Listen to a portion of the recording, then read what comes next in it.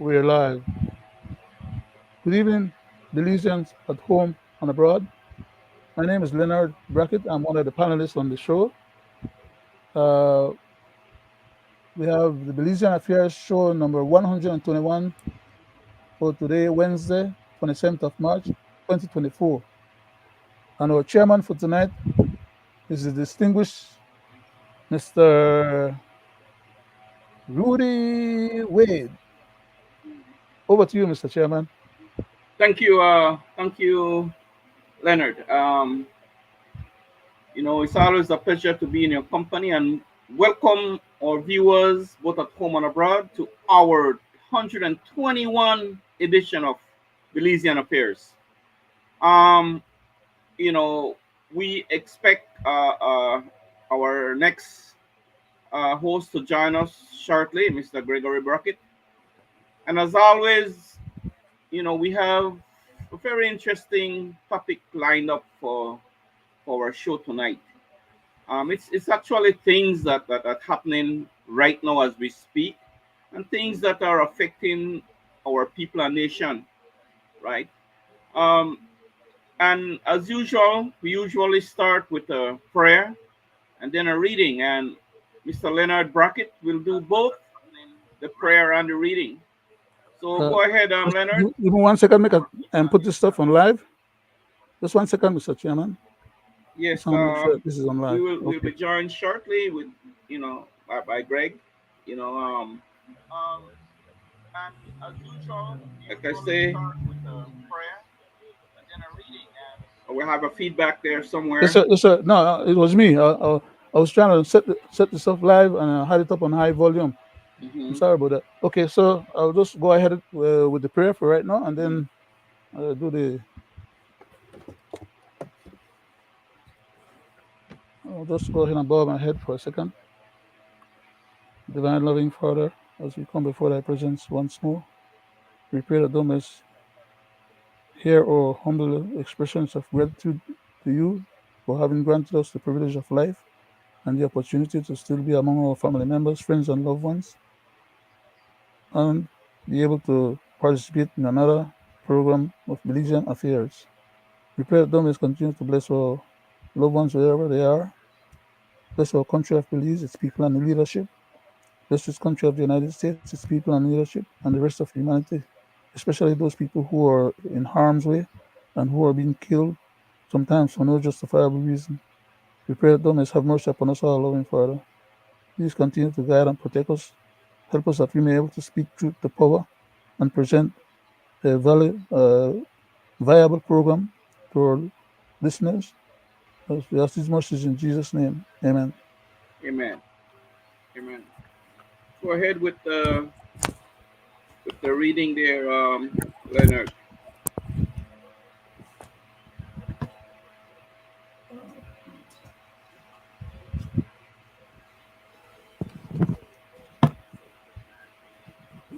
So, sorry about that. I didn't have my lights on. I had to flip on some more lights. Okay, and our reading for tonight is coming from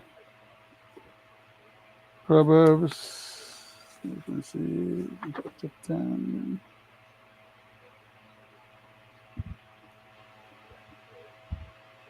Proverbs number 11, verse 1 reads as follows: A false balance is an abomination to the Lord, but a just weight is his delight. When pride cometh, then cometh shame, but with the lowly is wisdom. The integrity of the upright shall guide them, but the perseverance of transgressors shall destroy them.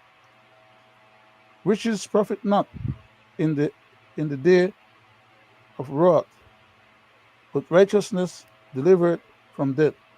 And that's the reading for tonight. Thank you very much for listening to Thank the you. reading of the scripture.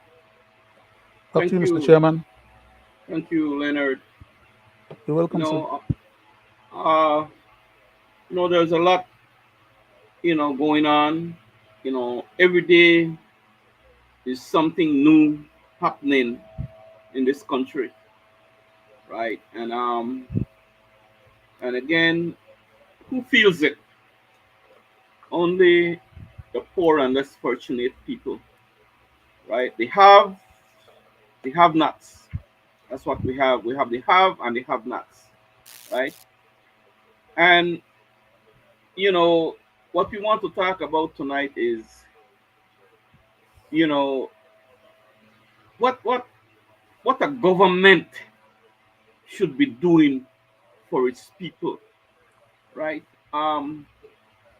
What what you know the people elect them to do what? You know, we see over the years, you know, they get elected, you know, they keep doing the same thing to the Belizean people, right? Um, Again, we show and tell the lies. We show and tell the lies, right? We want to talk about the the way this government treats the stevedores. This is something we talk about on three other shows, but we want to bring it up again because it's so not right what the government do to certain people, certain classes of people in this country. We see the draconian laws they pass, right? Again, they passed a state of emergency, right? We talked about that, and it's a repetitious cycle. We see, you know, you know, we're supposed to have a paid opposition, paid by the taxpayers, right? Opposition in this country. We will talk about that. Are they doing their job? Are they doing what they're supposed to be doing? Right? We'll talk about that. Then we'll talk about the never ending gas price, hiking up of the gas price in this country. Right? We talk about the groceries that are so high at the grocery stores, right? When the Mm-hmm. poor people ain't go buy, Kali, it's not like where it used to be, and they keep blaming the war and the pandemic. That's what they blame it on, right? I mean, come on. I think this is so played out, right? And yet you hear they talk about the good things before election and after election. Uno get it? Uno get it yet? Right? That little episode when you have some media house come and they say, well, the politician and they work, up here you have a certain media outlet where say the mayor they on the ground every day, a working mayor.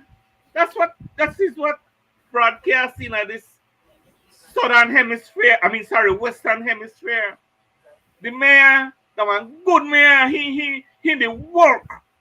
But say, man, he only work when election time they come. Say that. He said this mayor work 24/7. One good mayor. As far as I see it, the mayor not the work no more. Because election done. He will start to work again. You will see and go wrong again. 3 weeks before the next election. Right? And these are the things that you know it's not right. Right?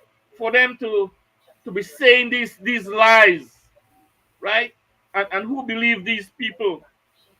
And yet you have a PUP government now. When they step into office, oh, we don't buy no more vehicle, right? Because the country broke. And we don't hire no more people because the country broke. They can't pay anybody, when they hire, right? So they freeze the hiring. But yet you have a PUP government which publicly said by one of the senator on the last Senate sitting that the People's United Party, they hire too much PUP cronies, too much, and then they give them contracts, huge amount of money are being paid to these party people. This is the way they get their little kickback for voting, right? But yet, Mm-hmm. like I say, they say they know they hire, right? And you hear it publicly from the senator that he is very much concerned about it. That's a senator he's supposed to be looking out for supposed to be looking out for the interests of the taxpayers, right? Mm-hmm. So I applaud him for saying that one item, right? That the PUP shouldn't they hire in that manner there, right? In that way. But we have always talked through this medium here about the nepotism, right? And we have always talked about the lies. Always talk about the lies, right? But yet, we have the unemployment rate, at an all-time high in this country. But the Prime Minister say, Leonard, that unemployment is down to 3.8%, right? I don't know where that man they live, and I don't know who they give him their figures, Statistics. right? I don't know where they get it from. And you have a prime minister say, getting affairs where you're not supposed to get in, right? Mr. Chairman, you get it out of your back pocket. Get it out of your back pocket, right? And these are the things, man. So we have to call it out because it's our lies, right? And the perception he's putting out here is false. That's the thing. False perception, right? But you have some people, some cronies jump up and say, yeah, the UP, they do good to the country, right? Come on, man. And yet you have the UDP now. They say things hard out here. That's a slogan in the country right now. Things hard, right? Man, my people, this is where this two-party system has us 2024, right?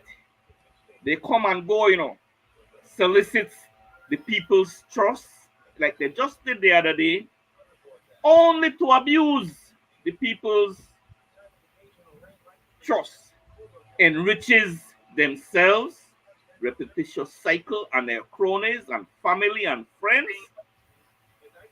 Then they leave the country broke, Mm-hmm. where it happen right now, right? But who to see these things? And then it's a repetitious cycle. Both parties does the same thing to we. Both parties that we keep on electing does the same thing to we. And blame each other, right? Then blame each other, trying to get pity, right? Trying to get pity, right? That has played out. We have now a PUP system who has done nothing to uplift the lives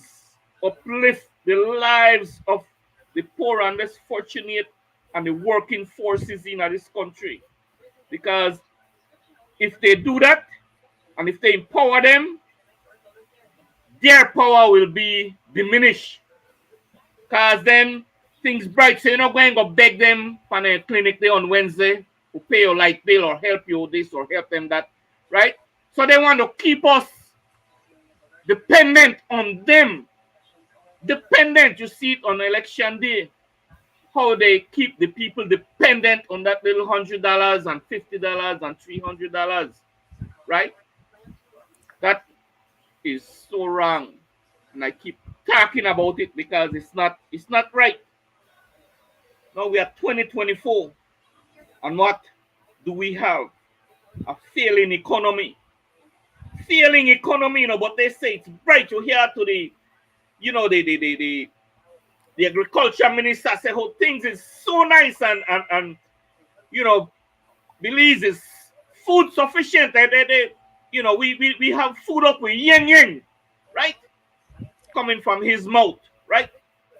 Nothing wrong with our economy. That's what they're saying. But we hear on this through this medium talk about a failing economy, poverty at an all-time high. But they say, we don't have poverty in Belize. Then got it under control. Unemployment at an all-time high. Right? No, they say it's at 3.8%. That's what they're saying. A failing education system. But they say the people get free education. That's what they're saying, and then they boast on it. Past and present government do us that. Use the education system as a pawn, right? Our government agencies, department, right? All compromised. All our departments are compromised, right? At all level. We'll not talk about our healthcare system on life support, but they say we have the best healthcare system. That's what they're saying. People are punishing the high price of groceries at the grocery store, never ending. And not to mention the gas. Only country in the world will have the highest gas price. Highest gas price every 3 weeks. And he said he don't have to tell the public about when he raise gas. He's not even sit at the gas pump. That's what he said. Right? Ludicrous. Right? So then we have the justice system.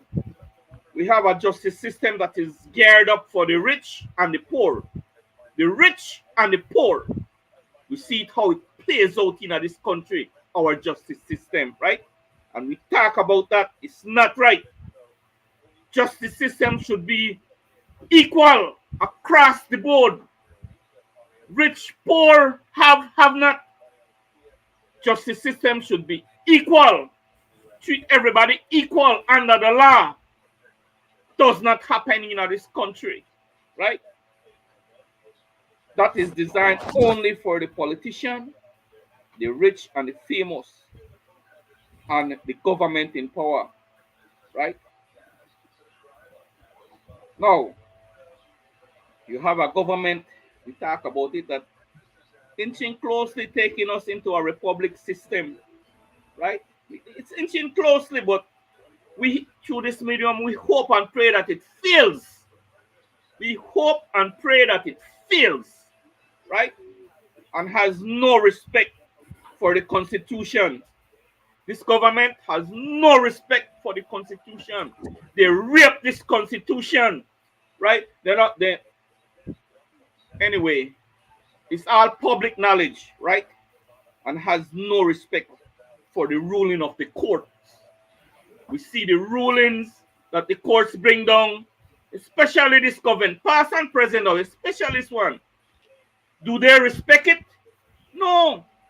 They do not respect the ruling of the court because they know that the awards that the court give to certain classes in this country, they may override that. They don't honor that because that certain class in this country, carry in a court because they don't have the money to fight them in court. So that's how they have this system, right? That need to stop. We have a government that passes draconian laws. We talk about it, the laws that they pass on the poor and less fortunate and the people of this country, right? We see the laws that they pass only to accommodate their behavior, only to accommodate their behavior. No laws passed in the goodness and from the heart to the Belizean people that will ease them in any way. No. They do not pass that law to ease any burden from the Belizean people. For the Belizean people, they do not. Right? A government that gives tax break and sweetheart deals to big corporations, namely Portico, right? A government that continues to abuse their power because they have the super majority, use their office for their own gains. You see what this prime minister did up north with the government agencies just before election, right? Public knowledge uses the people's assets, namely land, Leonard, they use the land department as a pawn, past and present government for electioneering to Mm-hmm. gain political points. Should they be doing that? No, they shouldn't be doing that, right? You see how they use the immigration department, right, for their own political and financial gain. Lobbies for outside grants and equipment and monies, loans, and all in the name of the poor and less fortunate in this country. Because when they go and beg, they're not gonna beg for the PUP, or they're not beg for the UDP. They beg for the Belizean people.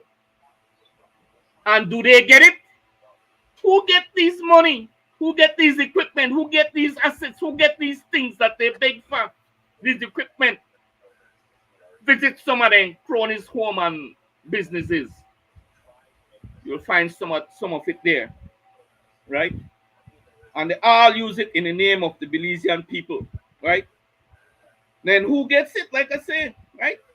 A government that is putting Belizean in different classes, right?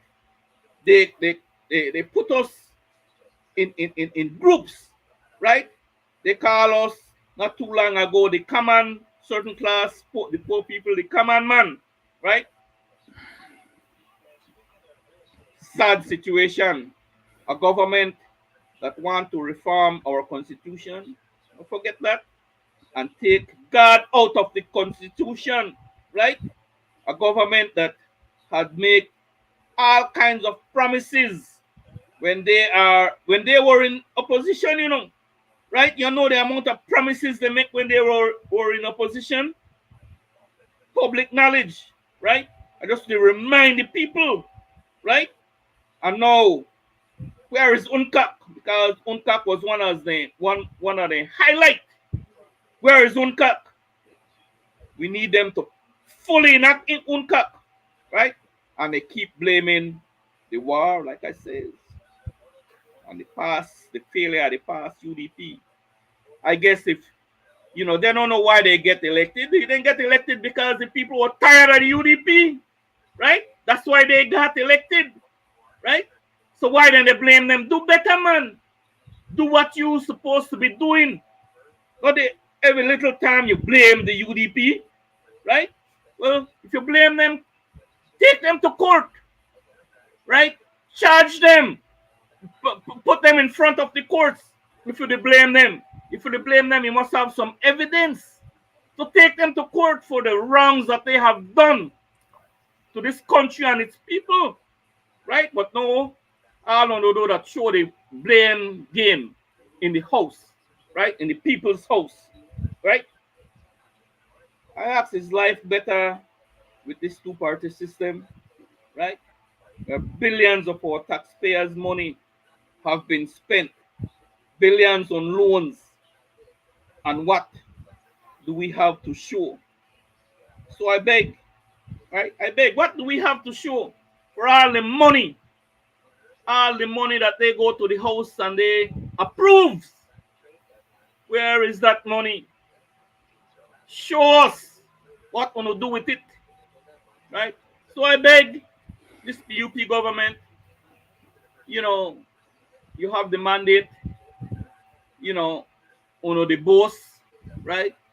The leader of the opposition say, call election now, right? One will not get wishes, right?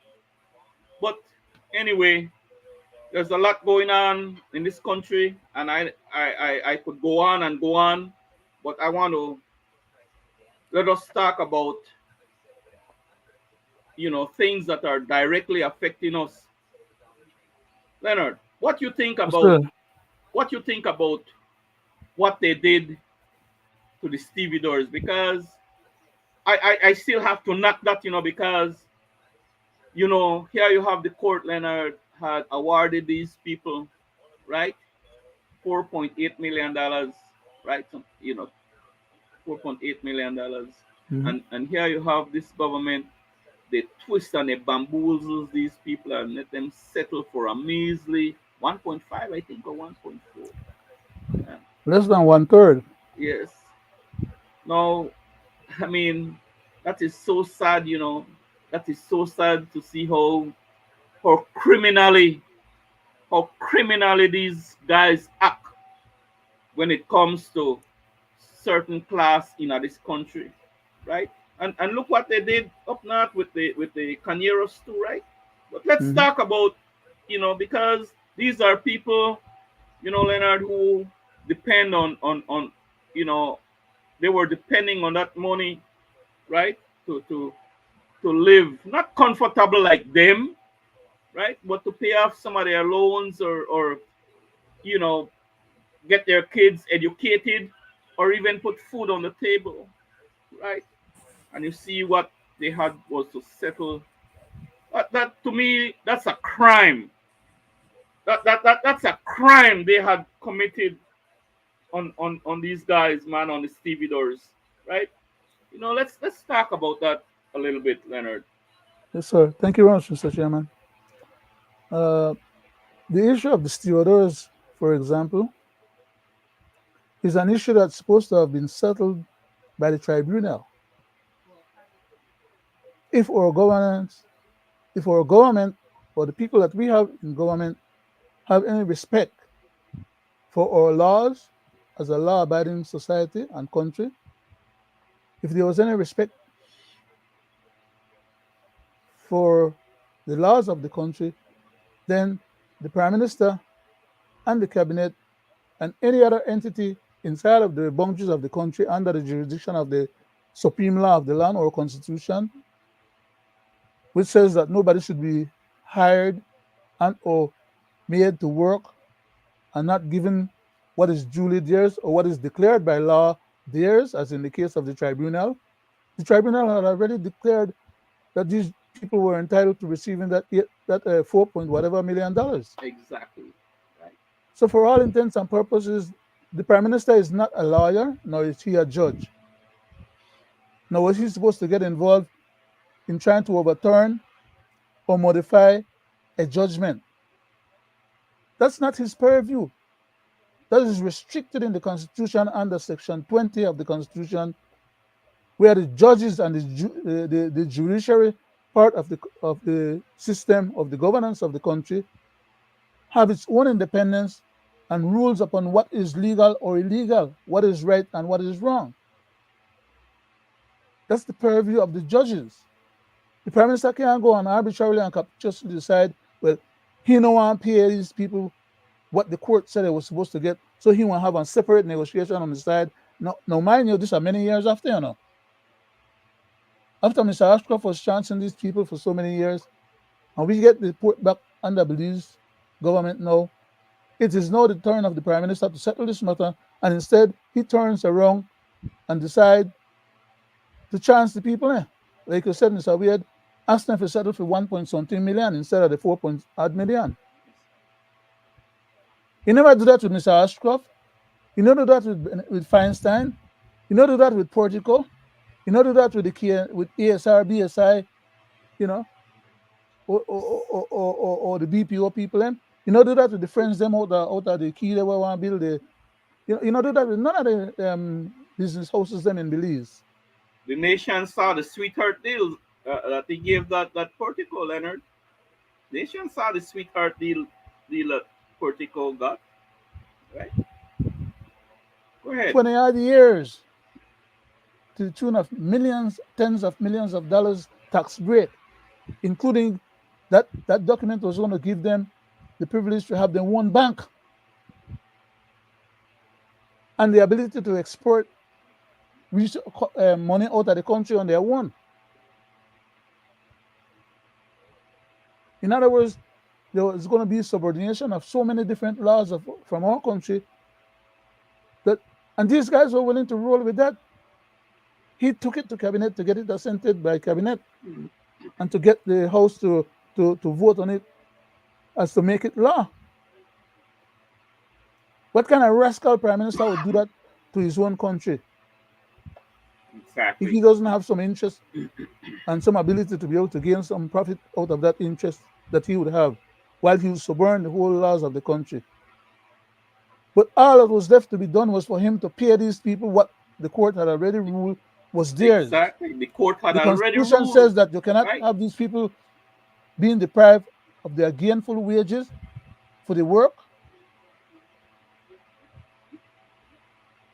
and they cannot be uh, uh, um, work as indentured slaves. So if the prime minister thinks, okay, well, he want to negotiate with these people for getting less money because you don't have the money on hand, all you have to do is provide some other government assets. Give the people in some land equivalent to the amount of money where you try to hold back on it or where you don't have to get in. Negotiate in good faith. In good Treat a faith. citizen Yeah. with good faith. Exactly. Exactly. Not treat But you them don't as see a. that happen. But But anyway, anyhow, Leonard, I want to go welcome ahead, sir. Go ahead. Greg. I want to welcome Gregory to the show, one of our hosts. Welcome, Gregory.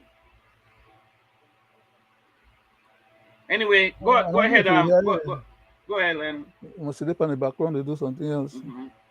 Yeah. Go ahead. So, for all intents and purposes, though, the prime minister needs to step up to the plate and stop bamboozle the process and stop lie to the public about what his intentions are towards these people and Yeah. stop to stretch these people out.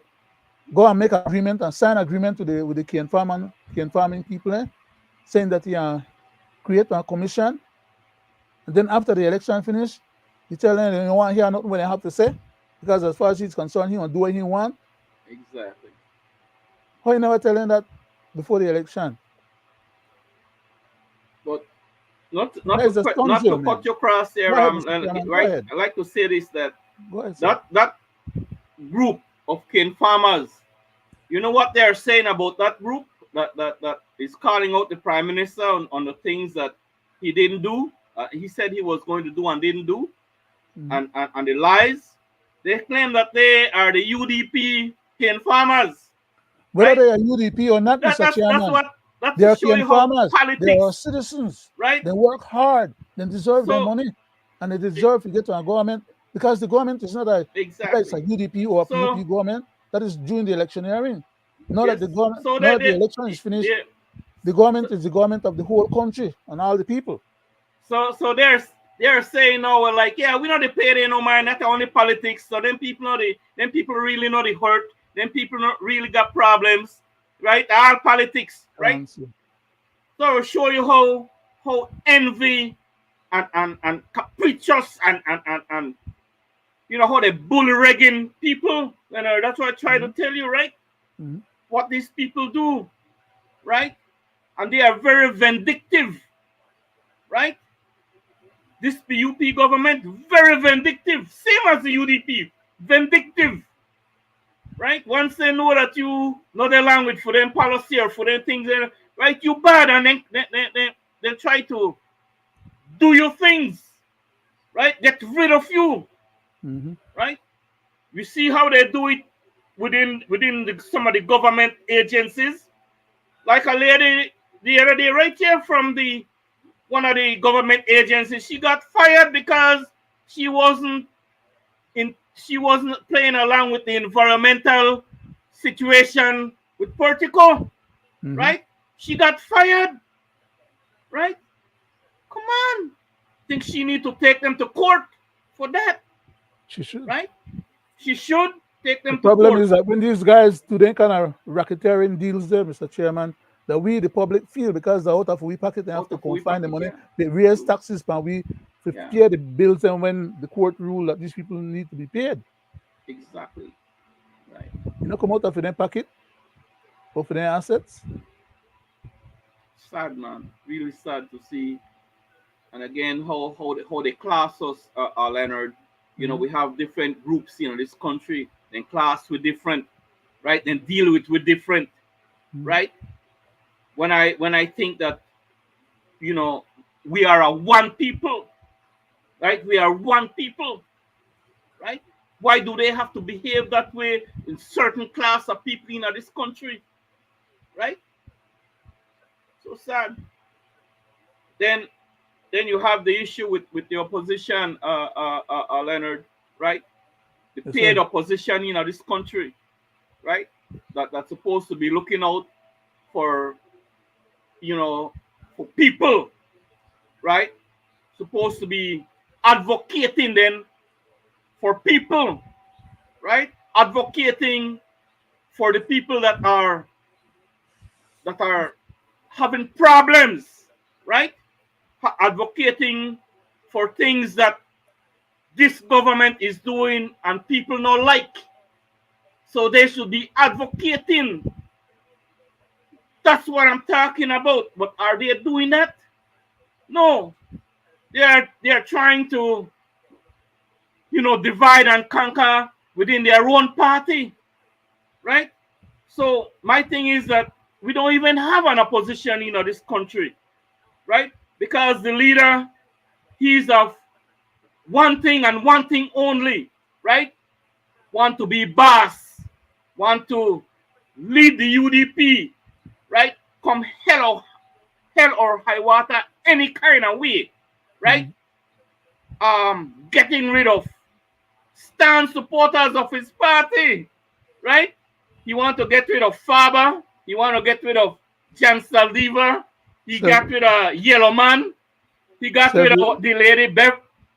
These people self-destruct. are there, are there before that guy came to this country, right? But he Those think he, are Mr. Chairman, he yes, think he won them because he the PF for them. He the buy them. yes, All right. exactly, Good right? night. Good But night, anyway, I Mr. want to Chairman. welcome Sorry. I want to welcome Gregory. He was in the background there. I want to welcome Good Gregory. night. Good night, Gregory. Sorry about that, Mr. Chairman. I was on a long distance call It's okay. trying to pass some information for someone who has a sick family member in KTMA. And I'm Wow. trying to assist them as much as I could. You Yes, yes. know, then I know a bit about what is happening with that person. So again, sorry for tuning in late, but Better late than from never. Thank you. Thank you. came Yeah, out, you right? you But again, to piggyback on what you guys were saying, you guys were having a great conversation, and I can see you all were right on the money. I know that you have changed over. I think that I can be of assistance on this yes. side Thank so you. that you can carry on to Thank you. what you were saying. So here we go, Mr. As you Chairman. just heard from Brian Yellowman Audinet, he claims he was fired days before he went to reclaim his property. So the allegation of stealing could never be the real reason why he was fired. Elaborate on that there. As you just heard from Brian Yellowman Audinet, he claims he was fired days before he went to reclaim his property. So the allegation of stealing could never be the real reason why he was fired. According to Audinet, he believes that he was fired after he called out party leader Barrow, stating that he is unfit to lead the UDP. Because the election happened the 6th of March. I think it was the 8th or the 9th or the 10th, something like that, the Monday after the election when we lost. We called an executive meeting with the Mesopotamia executive and so. When we called that meeting, I told everybody in the meeting we need to speak up. I said, you can't attack behind the man back and not tell the man the truth and so. And he said, what are you talking about? I said, I don't tell the man they want to tell you how they feel. Well, I speak out and I said, Shine, I'm going to be honest with you. from the first time when you run against Tracy, because first time you run against Tracy, I told him personally, I don't believe that you are fit enough to represent the party as the leader of the party. And so, in that very same meeting, which happened, I did 10 to whatever it happened after the election, and so I said, Shine, I tell you, you're not fit. I say, we are in opposition for the last 3 years, and we make absolutely no game. Our numbers in Belize City, rather than gone up, gone down. While we were on the campaign trail, the people are saying we will not vote for you if we not get rid of Shine. It's not that I want to disrespect Shine, but I be real and honest with him. The people in Mesopotamia are upset. Our numbers in Mesop dropped drastically. Why? Because the people don't like the way how he treats them, how he talks to them. He disrespects the people.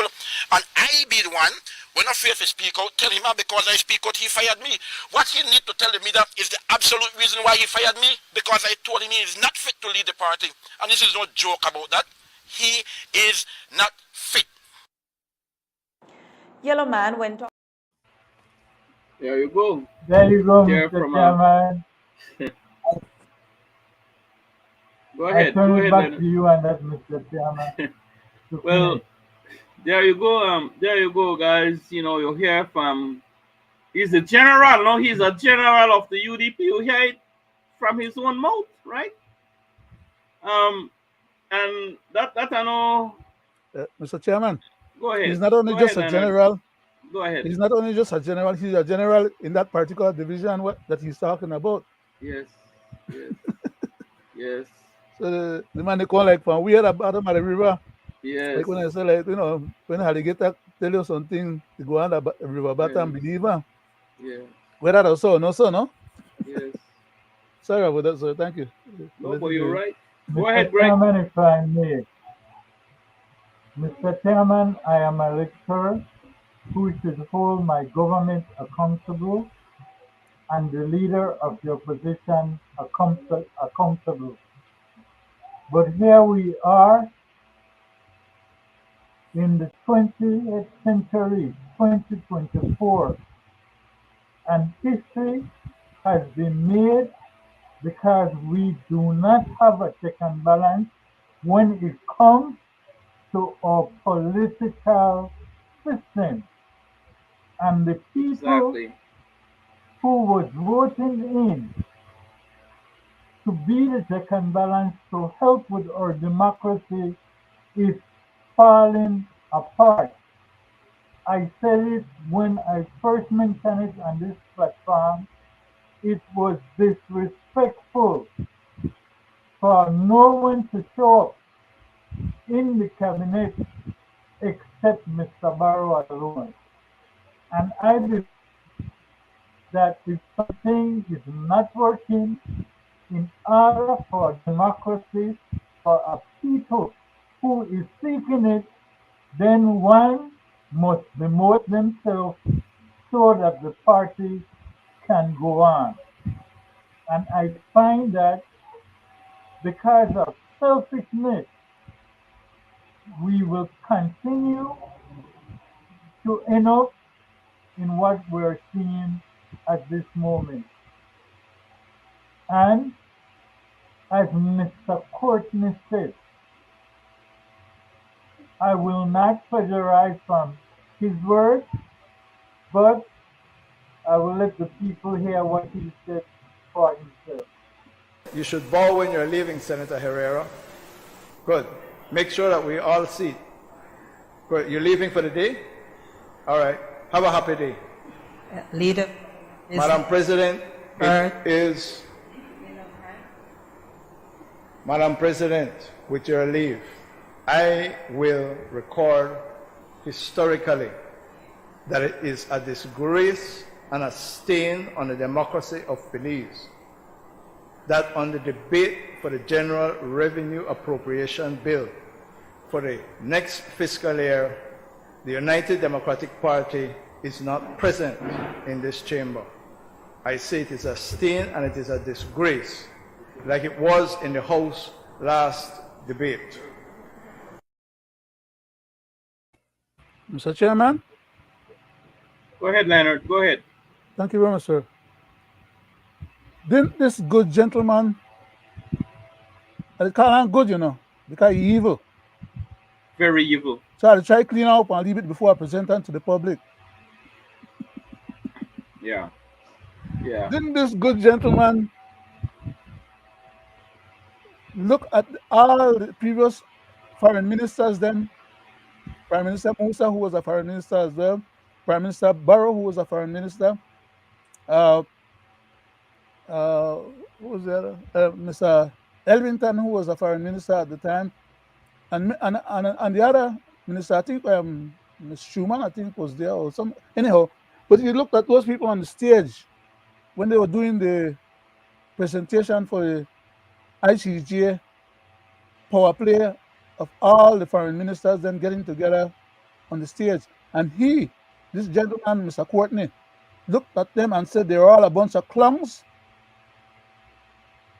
Why the hell is he going to come and take our Senate stage, our house, our dignified house, or a house that is supposed to be dignified, for him to come and grandstand now and act like a damn clown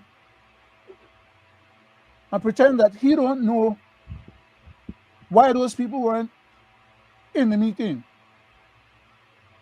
He's putting it on record that they were not in the meeting, while knowing what was the reason why they were not in the meeting, because his colleagues in cabinet,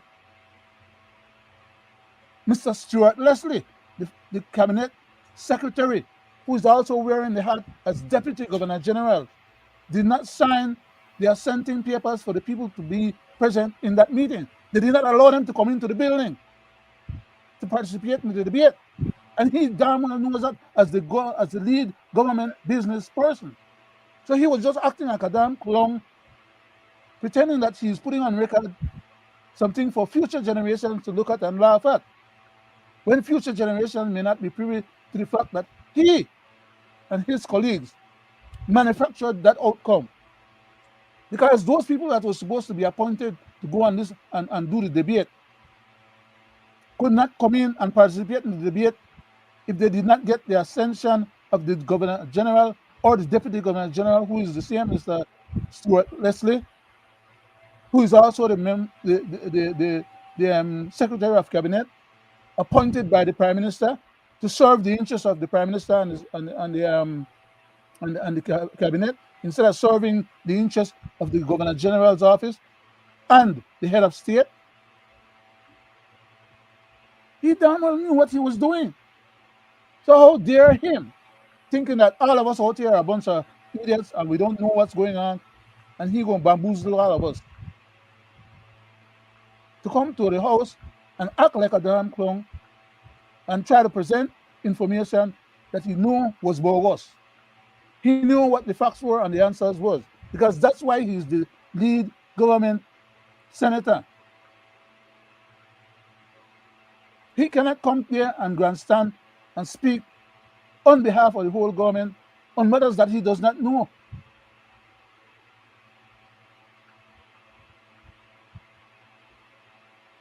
That's the reason why he should have been let go altogether. They don't trust him in cabinet. That's why they don't want him in cabinet anymore. But they allow him to come and play the clown part as a power player. We're not idiots out here. We're not stupid out here. Belizeans have grown, matured a little bit. If I may, Go ahead, if I may, Mr. Chairman. piggyback Go ahead, Greg. Then, So, is it safe to say that if he's playing the part of a clown, there's a bigger clown in Mr. Barrow who is causing all of this? no, But just you to, cannot compare. just You to cannot mix them up. enlighten They're what two he different said, things. He has his own faults that he needs to be blamed for, but you cannot conflate the fact that these guys did not do what they were supposed to do. Mr. Stuart Leslie, as Deputy Governor General, in the absence of the Governor General, was supposed to sign those assenting documents, and they choose not to do it in order to create an embarrassment.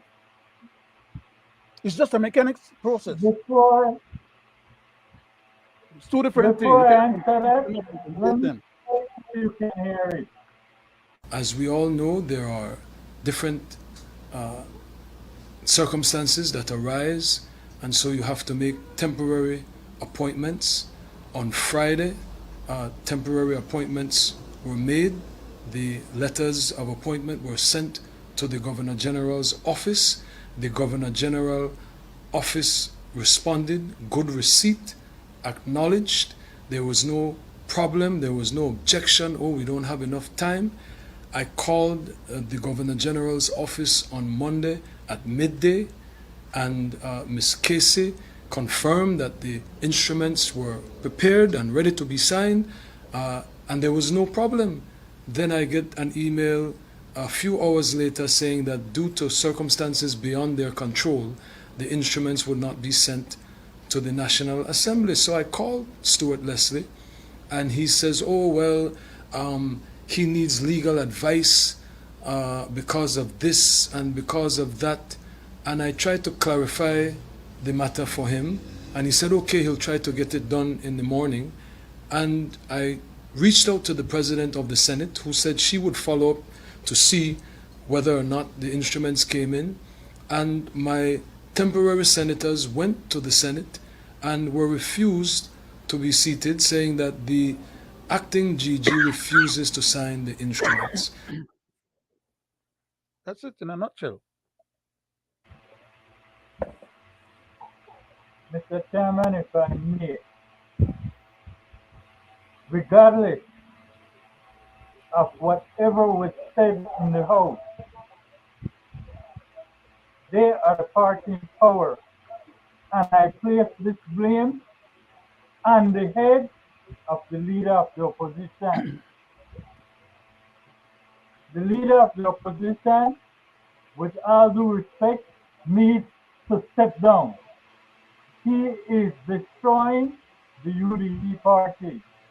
He is getting rid of individuals who can bring the vote for the party to survive. I am not blue, I am not red, but as a Belizean, I speak. As an electoral, we deserve better than that. We need to have a check and balance, and I will leave it at that. Right, Mr. Chairman, may I? right on that. Go ahead, Leonard.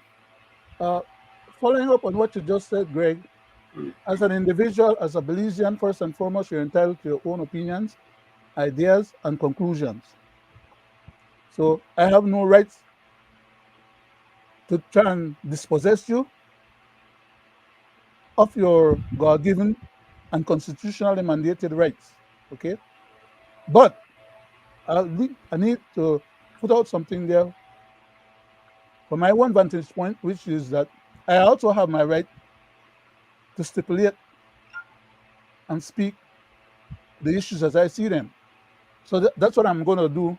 And I'm going to say, for example, earlier when you said that you blame the leader of the opposition, I was trying to explain to you why he was not the bigger clown in the clown show that I described with Mr. Senator Courtney, was to say that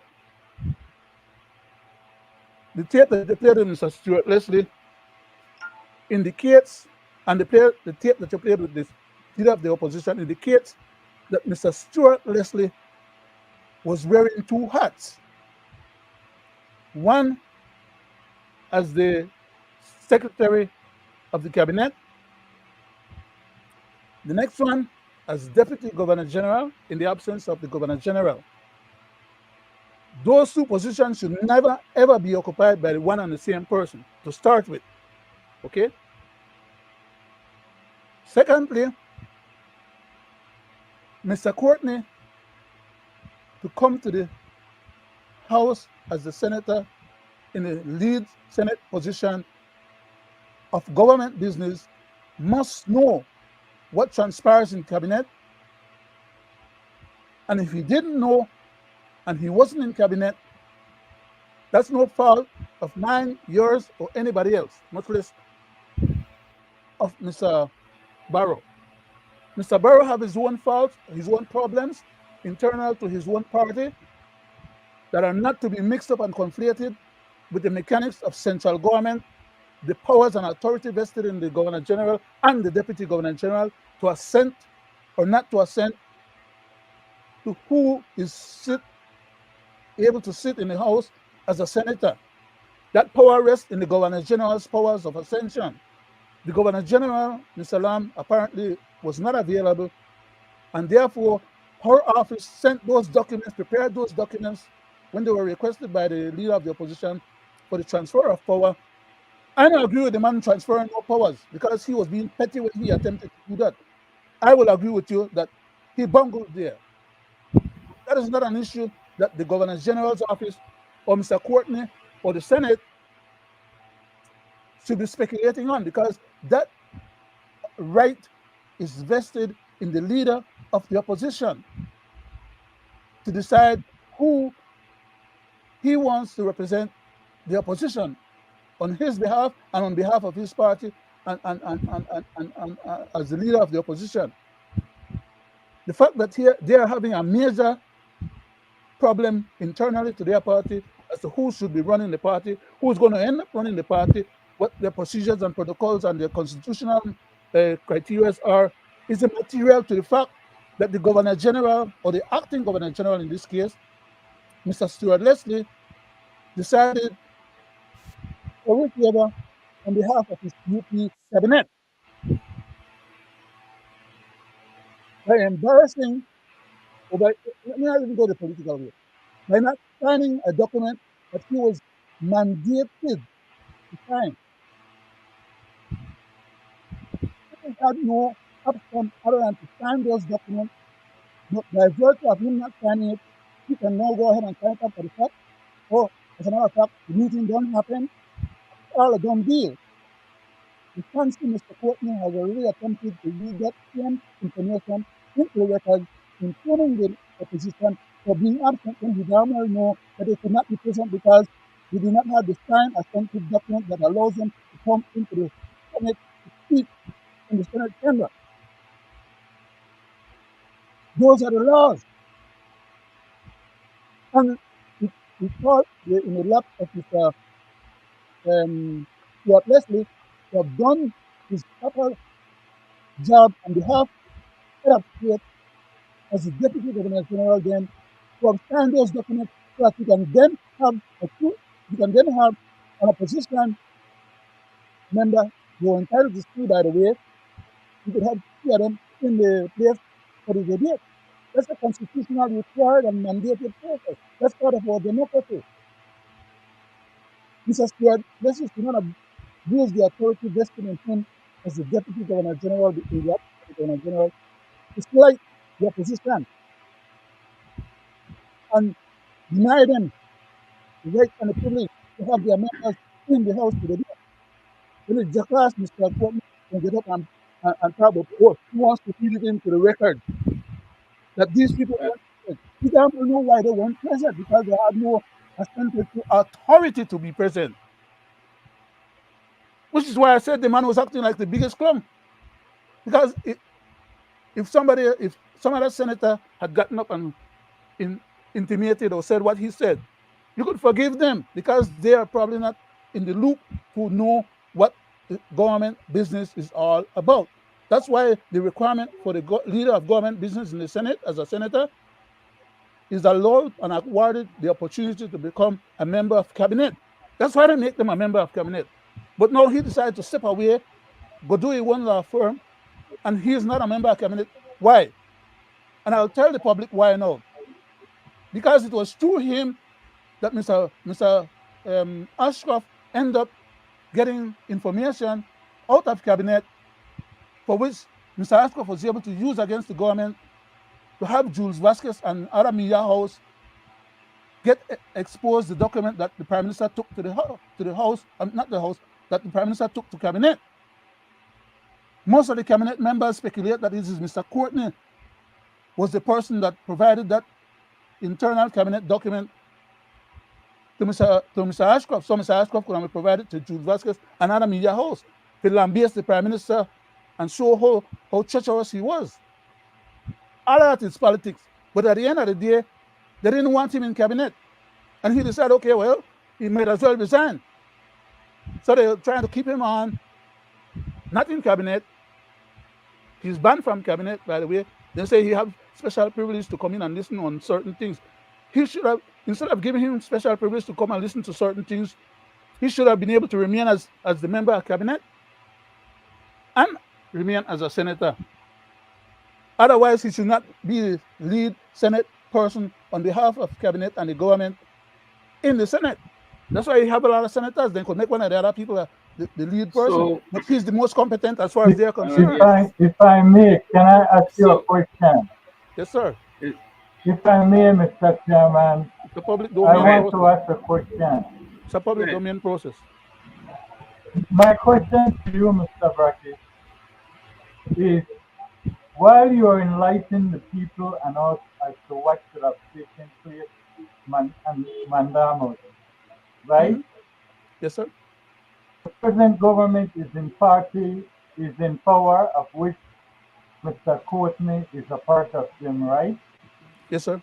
So wouldn't it be fair to say that if the leader of the opposition wants to get to where they are at, he should have to start intact?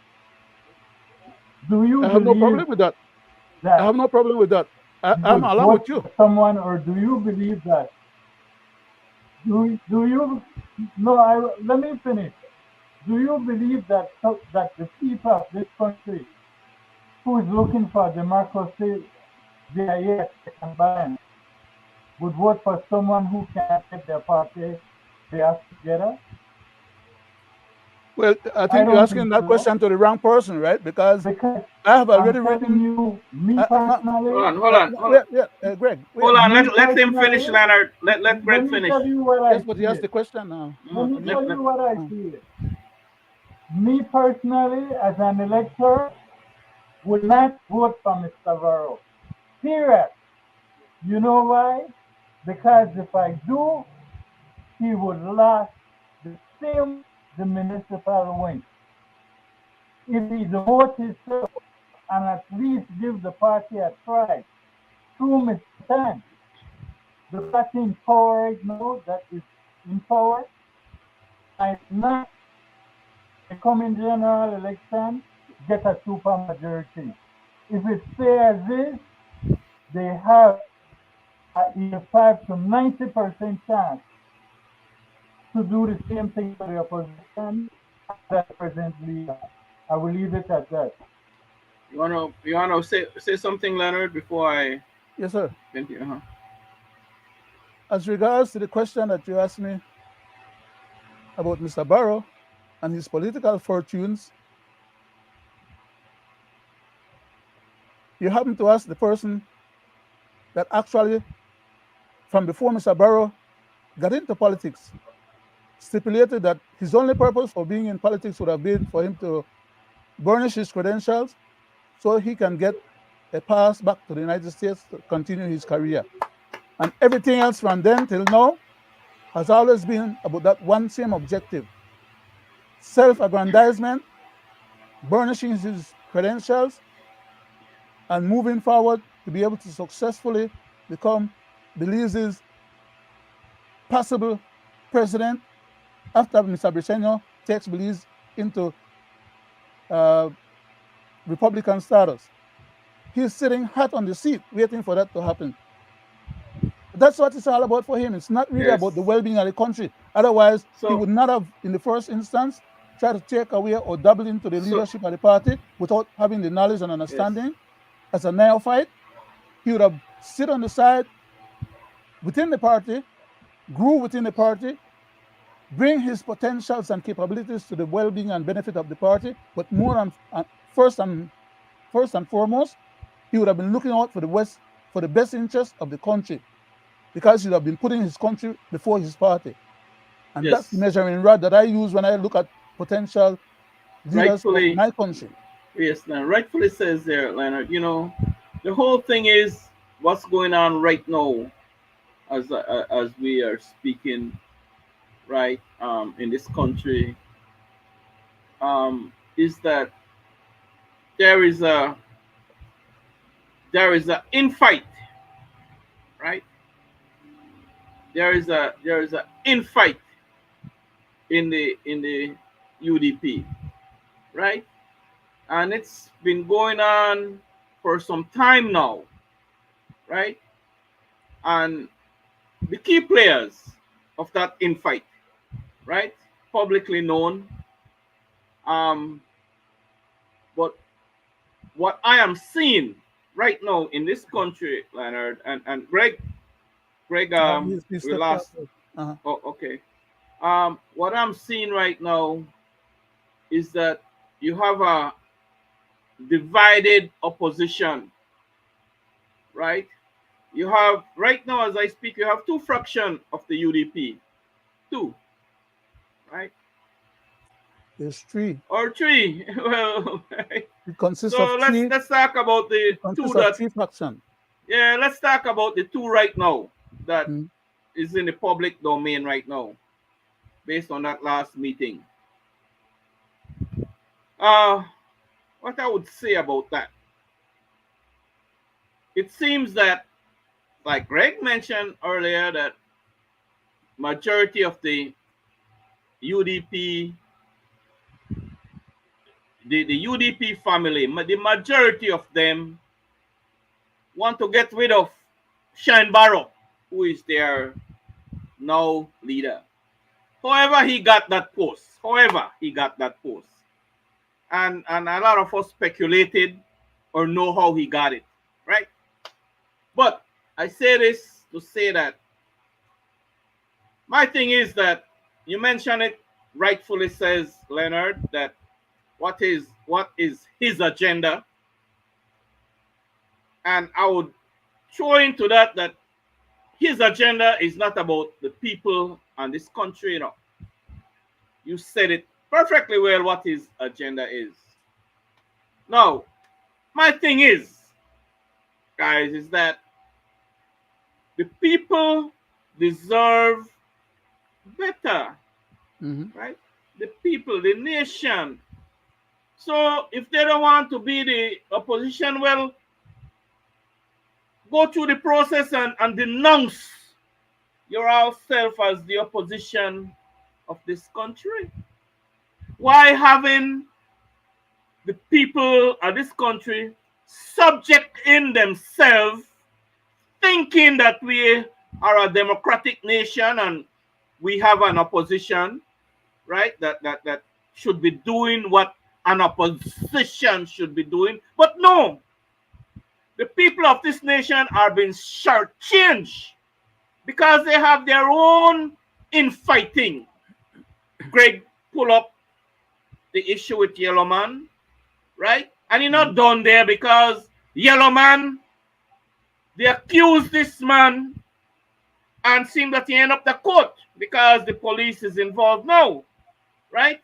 So let's see how that will play out. But let me say how I feel. I feel like the man Shine Barrow Mr. Chairman, should Mr. Chairman, step if I down. may, Go ahead. Mr. Chairman, Go if I may, he Go withdrew ahead. all charges as we speak.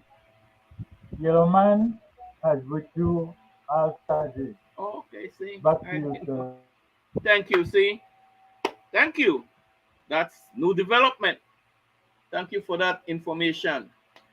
So I take back what I said, right, about him bringing charges on Shine Barrow. But I say what I feel as a Belizean, a taxpayer, and a voter, that Shine Barrow should step down. He's doing a disservice to this country as a leader of the opposition, the UDP, right? And I think that they should come together after he stepped down and bring the party back together. And if they don't want to hold that name UDP, go independent, and I will happily join on, right?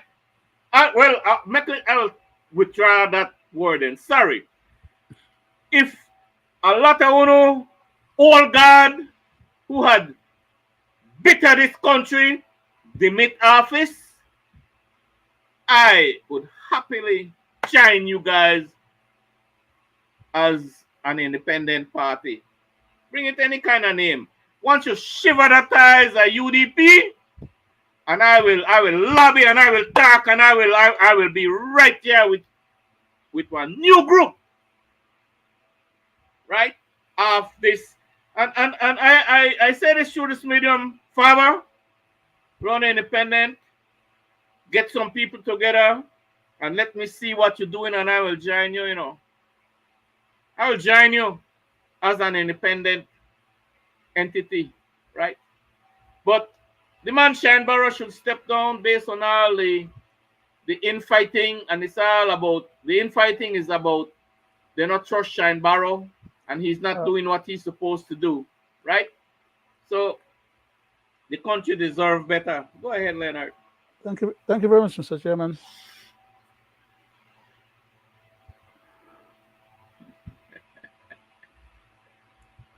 I'll try and make sure I measure my measure words. it good. Measure it good. Okay. Thank you for the privilege to participate again. Before Mr. Shineborough got involved in the politics of Belize, we had other people who aspired. We all know how he came about, so public knowledge. We had other people who aspired to be leader of the UDP. Before Mr. Barrow demitted office, which was long after he had promised to demit, because he was supposed to demit office at least a year and a half before he actually did, at least by virtue of his own promise and the expectations of those other members of the UDP in the hierarchy who hoped that they would have had the chance to be his replacement. There was a point in time when, in the last cycle of Mr. Barrow's administration,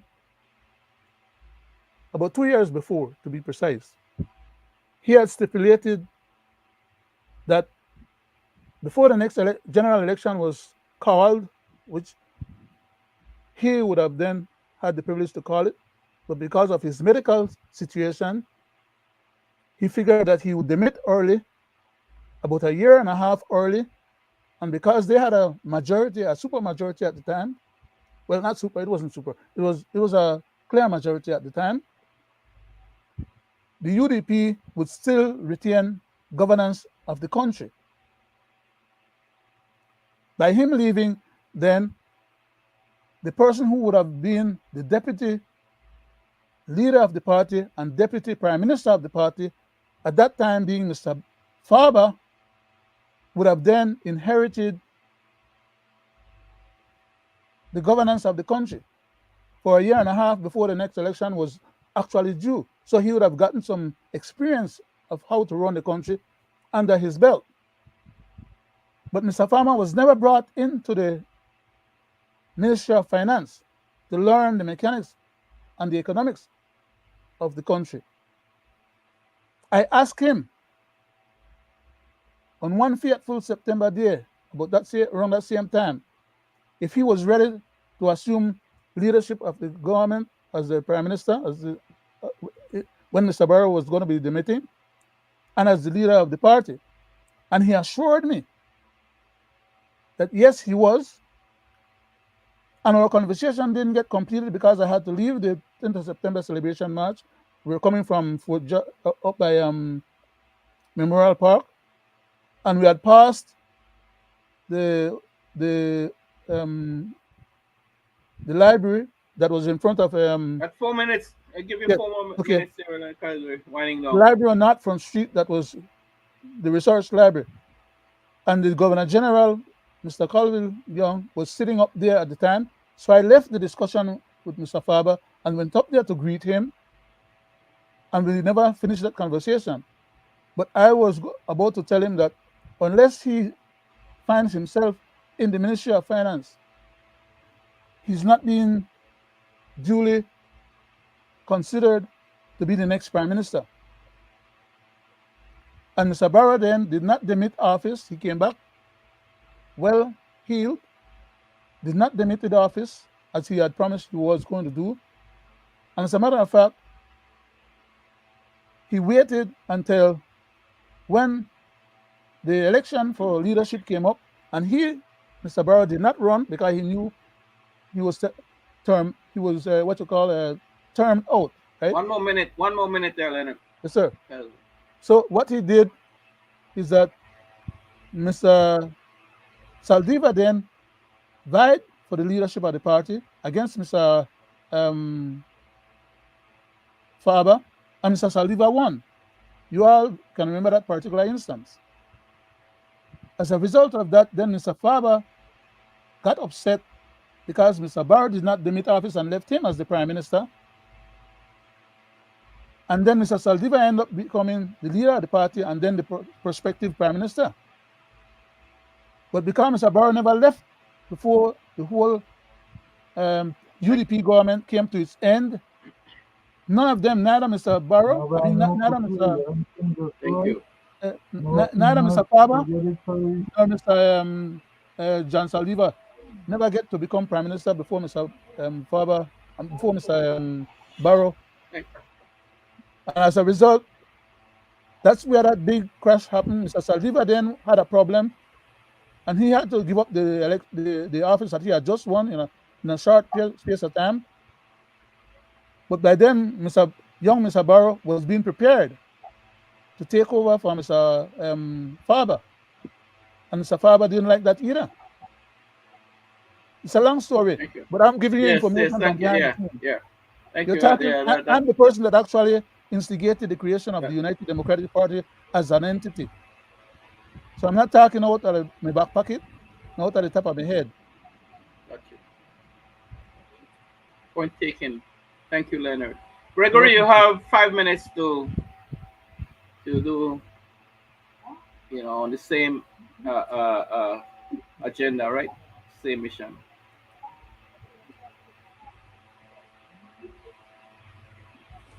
Go ahead, Greg. Your turn, Greg. Go ahead. You have 4 minutes. Yeah, I don't think he's hearing you. Yeah. Greg, you have 4 minutes, Greg. Greg, we're not hearing you. Your turn. Something is wrong with your mic. But anyway, Go ahead. Anyway, it's always a pleasure and to be in your company, and that's a pressing issue right now that you just talked about there, Leonard. And what I would like to see is that a valuable position, right? That would take these people to test, right? That would. Can you hear us, Greg? Greg, can you hear us now? I've been cut out. Okay, go ahead. The chairman had deferred to you, but he wasn't hearing. Go ahead. I know. Thanks, Mr. Chairman. What I was saying, I want to expose the new gang. Because we have all kind of One of the point gonna attack Hifa. What another point gonna attack Hifa? No point no gonna attack nobody from Tommy. And I know stop. You know what is that? Let's come, move far from Tommy. Move far from Tommy. Alright. Move far. While I had them entering into the home, I asked I told them morning and I asked like what's going on, if anybody that they look for, if I could help them. So no reply, just one lady answer, who are you, Olivia? So I was like, well, my son, my granddad and my boyfriend. But I could really know that we're really going or finna look for somebody. Who the boy, where boy name? So I was like, he was in the bathroom, he's taking a shower, but I just want to know that where they're going. No answer. That's when one of the officers start kicking. He start kicking on the door, and they managed to stamp open the door. My boyfriend me just get to haul up his pants. He didn't even had no boxes or anything like that. Well, they kick open the door. They hurry, ball out, hands up, put up a hand. So that's when I haul up my phone because, like I said, I was cooperating with the officers, but they got me another to the next point that I was being disrespectful as well. I was using obscenity as well with them. And I was asking the officer, like, why would you point the gun into his face like that? And when he noticed who was in the bathroom and it wasn't a person who he was looking for, he then excused from there and started walking to my direction. And then that's when I started to back her up because he was literally in my face. I didn't know it was a state of emergency until the fact of he hauled my phone from out my hand, started choking me and asking me if I know what is a state of emergency. After he finished with choking me, he stoned me between a stove in our house and some tools that my dad had at the side of the stove. And he stomped me to the side and he punched me to the face. I still have a swelling to my side of my... Wow. That's the kind of shit where they make happen when they go do them bogus SOEs and unpublicized SOEs. These guys are doing this kind of crazy stuff deliberately. They're committing crimes under the color of law, pretending to be the lawmen. They themselves need to be brought up on charges. For example, none of them had the right to do to that young lady what they did. But they all get excused and nothing will come out of that. You know, here not the Minister of Police or any the other one there talk about, oh, well, that's not a common assault. That's a dangerous assault, pointing guns into people's face as well, and pushing them and choking them and doing all kind of stuff. And they are not the people that you look for in the first place. Then you go turn around and ask the young lady if the young lady understand what an SOE is. The damn SOE wasn't published to the public. Go ahead, Greg. First of all, what they did is unconstitutional. There was no search warrant. You cannot ask nobody who lives here and then barge in. You must have reasonable what first? Articulable suspicion. It's not something that you just declare is the case. It's something that you got to validate and prove. These guys just make me mad, man. That is what happens when there is a state of emergency. Innocent people, not the ones who are giving the trouble. Exactly. To start with, the SOE is bogus. It's unconstitutional, and it was signed by the Deputy Governor General again, as they have always done. They always get the Deputy Governor General to sign off on this junk, because I don't know that they carry that kind of stuff to the actual Governor General. My good cousin, to piggyback on you, go ahead, that is where the opposition come in. They have enough voters to recall what? The Governor James and take it to what? A referendum. If she's not performing, how much time they have not announced that she's not out of the country or she's not sick, but yet she's not the one signing these things. Huh? And only that, wait. He's signing these things on behalf of the cabinet, not on behalf of the Governor General that he is actually supposed to be representing and the head of state, okay? He's signing these things as a peripheral to cabinet. We see these things play out, guys. You understand now why I said that these guys are a bunch of rogue, mafiosos, cancerous gang? I just said, Greg, let you show us another form of gang. They're a bunch of gangs.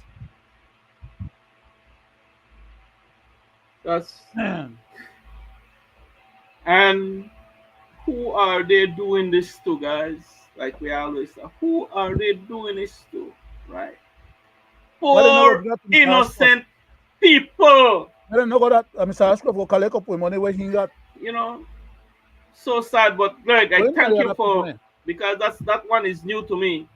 Thank you for enlightening, you know, highlights and you know, showing we keep showing the wrong things that they are doing to us. Who is going to police the police? Is my question. Over and over and over now, Greg and Leonard.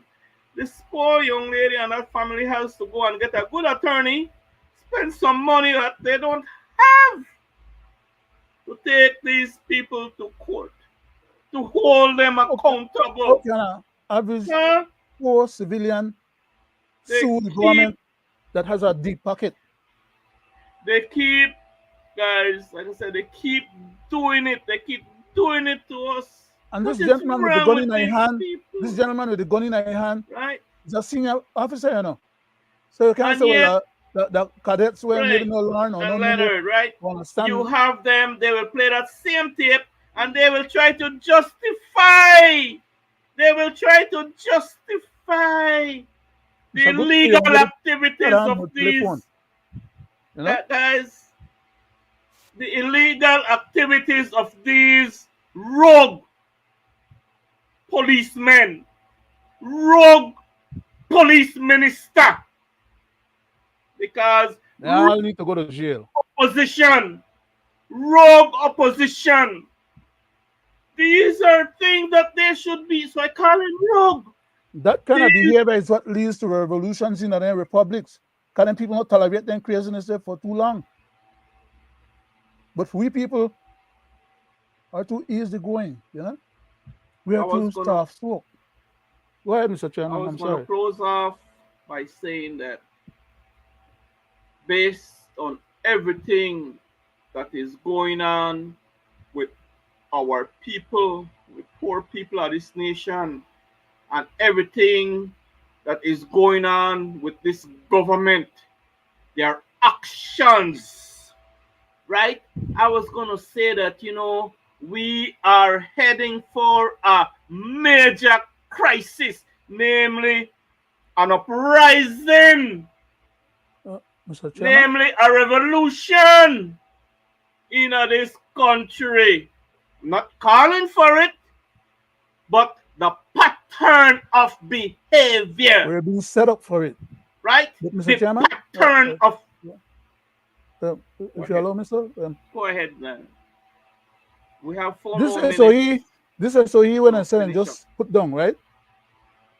A part of Southside, skip the rest of Southside all the way to Hattieville, skip Hattieville all the way to one of the other places them out there up the road, skip that place and all the way down to Roaring Creek. Sad. They're not the whole of Roaring Creek either, part of Roaring Creek. So, anyway. I know where the black people live. You know, see, no SOU apart, all the Spanish people live along the side of the road. As far as Camalote. Yeah. As what I am seeing, right? Like I said on the last show, guys, I mentioned the killing of that policeman there in the bridge of Roaring Creek, right? My condolences to the family, whether it's a mistaken identity or whether something else. My condolences to the family, the grieving family. And I said this: they are targeting our peace officers. No. Brazenly. What else is next? Wait till the next 13 and get control of the situation. Then they know how badly go for true.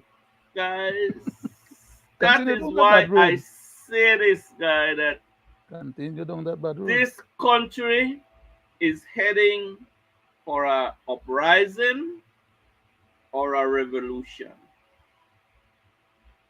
It's written, like you says, Leonard, it's written on the walls, right? Whether it's going to be a peaceful, constructive. You see how far I gone back, right? Yes, sir. See how far I gone back? Whether it's going to be, because the man called for it, you know, the whole leader.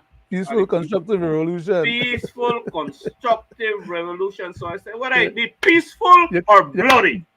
You carry me back 50 years there just now, Mr. Weird. Is it right? General with a surprise. Come in, right? Gear up. And again, it's always a pleasure I hope that we bring to the nation, truth, straight. They could say they tell on themselves. Greg, thank you for queuing up and for show and tell. Can't say we Leonard, we bring it from out of our back pocket. So we can't take it out of our bread, put it out there for the public to consume. Right? These are the leaders and heads of department and the people who we elect to serve and protect us are doing to us. All because you, the people, gave them that mandate to do what they do to us. They sell out their birthright for $50 and a plate of food. Yes. So and a couple of exactly. Belizean. Exactly. I know. So I say this. Don't wait till the next election. Guys. Crazy, man. The people of this nation have to weather the storm, Greg, right? We got to weather the storm until they decide to do better. But we deserve better, my people. Right. We deserve better. And on that note, my people, take heed, right? Speak out on things that are affecting you. Stop holding these things back. Stop go sleep with it because they give you no ulcer. Get sick. I was afraid for bring it out. Afraid for what? Bring it out. Talk about it. And do what's right to fix it. On that note, I want to say thanks to our viewers and listeners, both at home and abroad. And again, thanks for you, Greg, to be queuing up and bringing show and tell. And Leonard, thanks for being a part of this 121st edition of Belizean Affairs. Thank you very much. I call on the listening public who view us to tune in to us on Friday, where we will have more show and tell, where it will be Mr. Leonard Brackett Mr. Chairman, day on with Friday. that said,